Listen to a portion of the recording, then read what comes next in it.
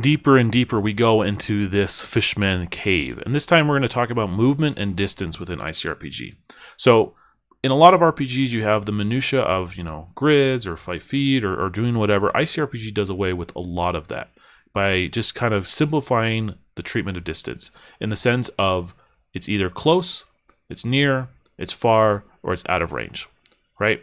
So we've got our players here. They're all entering this cave, and they've got to move through the scene.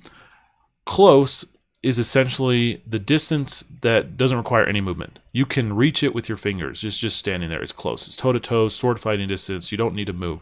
And so this is the range for a lot of weapons like sword and whatever. So if JD wanted to come up and fight this fishman with his sword, he's going to have to move, take a couple rounds or whatever to get into close range with this fishman, and then he can start using his sword.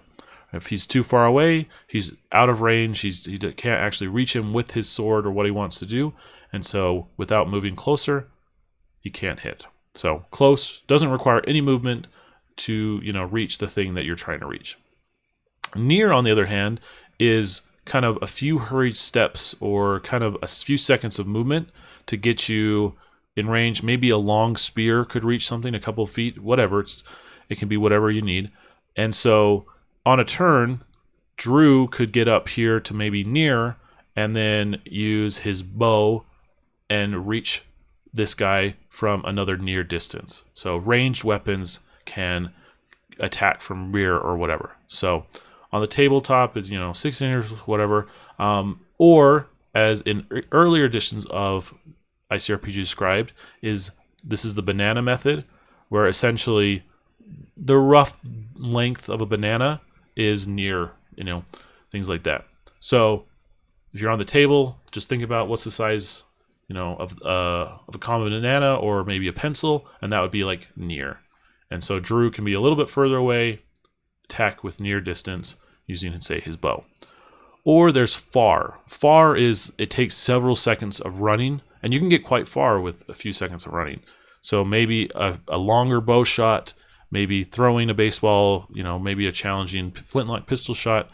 This is where, Sarah or Alex might step in and try to use the pistol or, say, some throwing knives and attack, this one over here. What might be far, this one might be near. This creature, behemoth, might be a little far.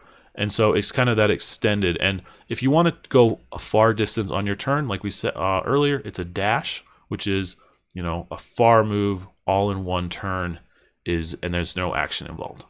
And then lastly, there's out of range, which is kind of beyond what you can do. Anything out as you play out the scene, it's a distance that you can't reach in one turn of movement. And so, for example, in one turn of movement, this creature is just too far to actually reach. So he's out of range. And so nothing Alex can do, unless he were able to full on dash, successfully reach, and then he'd get here. Maybe he could get within near, but still, he can't quite reach this creature in one round. So he's out of range. And so ICRPG really suggests and highlights that when it comes to distance, just feel it out. Try to just let it kind of be described in the scene and how it feels between you and the GM, rather than specifying, okay, how far can I get? Well, you can get exactly right there versus this one. Oh, that's not the same as before. Get rid of that. It's not worth the time. Just keep things loose and keep things moving rather than pulling out your ruler.